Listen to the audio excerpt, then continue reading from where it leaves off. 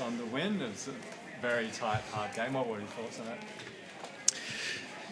that? Yeah, great result.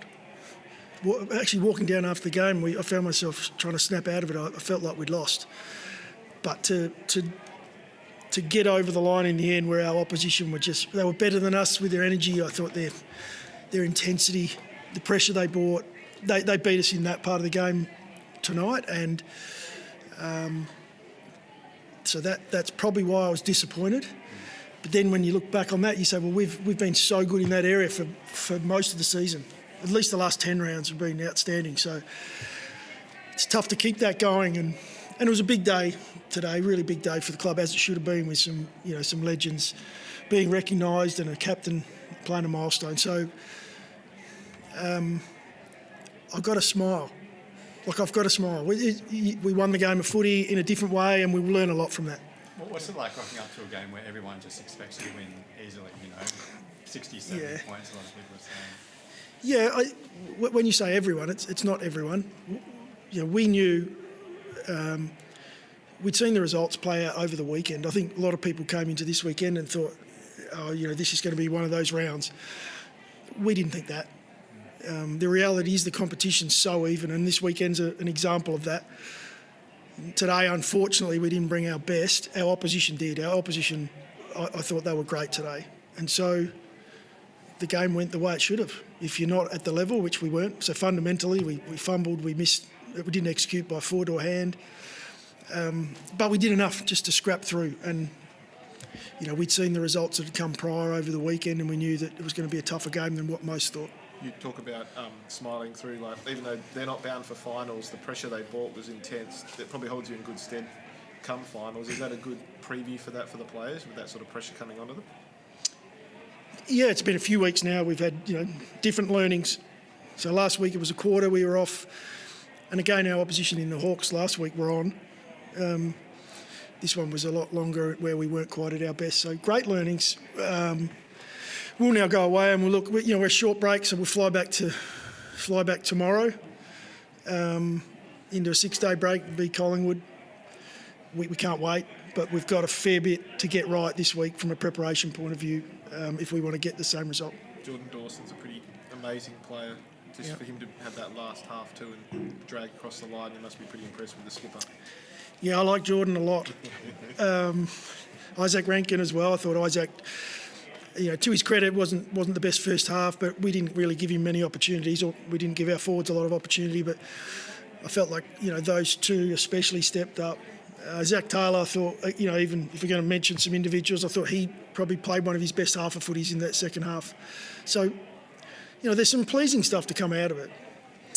Most of all is to get a result when we're not at our best. And today we weren't at our best, and we were able to do it. For 4 points, my dodgy maths has me thinking now you can't miss finals. So the club's returning to finals for the first time in a while. Do you take a second to acknowledge how big that is for the club? Maybe a second. Yeah, I think it's great. I think it's a sign of what we've done now over a longer period of time. The work we've put into developing and building a really strong group of people, not just on field but off field. And the confidence we have now in it being sustained success, not just one season. So, yeah, really proud of what we've been able to do and that we've stuck it out. It's been a really tough period for us to work our way through. When it comes to win-loss, our supporters who have stuck by us, you saw last week 50,000 plus. I know they feel like we're doing some really good stuff, and so we want to reward them and let them enjoy their footy. I'm not sure they would have enjoyed today much, but apologies for that, but we got across the line. So defensively, you've been so strong the last 6 weeks, but today, you cough up those 10 marks inside 50, and they only had 30-odd chances at it. Where did that sort of fall down for you? I think it comes back to the energy and the intensity that, you can be just off in this game, and as I mentioned before, the competition is, some people look at it 1v18 today, that it's so tight. The difference can be an injury here or there, or just a drop in intensity, and today we dropped. We were slightly off. We put our backs under immense pressure.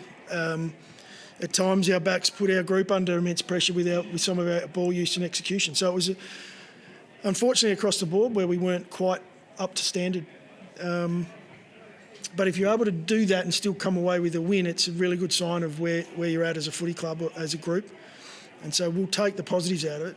Again, as I said, I have to remind myself on the way down, like, I have walked down the stairs here or in the lift here and had losses where you feel pretty disappointed. Felt a little bit like that today, but respectfully, our opposition were great today. And so stop yourself and just understand what we did do well, which was when it was time to get the game done. So you talk about moments, we got it done. You're now one win clear on top of the table. What sort of value do you place on becoming minor premiers? We haven't even talked about it.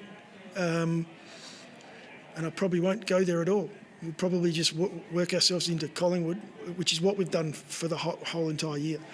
Just lock back into what's coming next. What do we need to do to get across the line this week, and then after that we'll step to the next one. But at the moment we're not looking necessarily at the ladder. It's great to hear that we're officially qualified for finals. I think the reality is that our state knows that, and they've known we sit on top of the ladder. Let them enjoy it. Our guys are locked in on next week.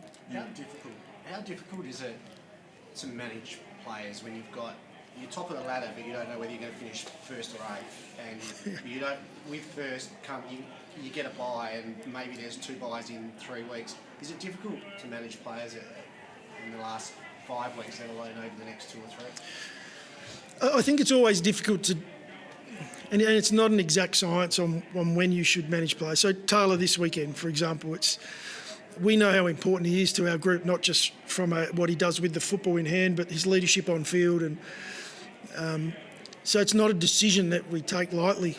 We'd love for him to be fresher if given the opportunity. In the end, we make that decision off knowing that we fly back tomorrow, and then we play within 4 or 5 days of that flight. That just where he sits at the moment, we feel like now that we've got across the line and got the result, it's a good move. But we don't know. Laird was able to take a week the week before. These are guys who are 30 plus that we hope will benefit from taking that rest. But I'm not sure. We'll look at the next few weeks and look at players who might be a little bit sore. And the whole league, across the board right now, it's who can stay healthy. We're seeing that with some of the results, and that's what we're trying to achieve, is a healthy list so we can compete for the next month or more. You spoke about flying out tomorrow morning as well. Is it frustrating, the fixture with the 6-day break and not being able to head home tonight because this game was played so late? It is what it is. Every team has to do it. That's part of our planning, is making sure we're ready for that. And with Thilthorpe, how serious? What was the injury? Was it neck? Was it shoulder? I think he jarred his neck, which might have then shot some nerve pain down his arm. It looked like he was coming up. We were worried that he'd done something to his shoulder, but after a minute or so recovering, he was fine. Were you worried yourself? You sort of had the head in the hands sort of moment where you're sort of thinking worst case scenario in that bit? At that point, I was probably starting to think a little bit about how we're going to get this game. I think our oppo at that point was starting to get on top, and so, and Riley going out, he's very important to the way we structure up. So any player that gets injured or sore, as I mentioned before, it's a healthy list is really important coming into this time. And the bump itself, what did you make of that? No, I didn't think there was anything in it. Thanks, guys. Thank you.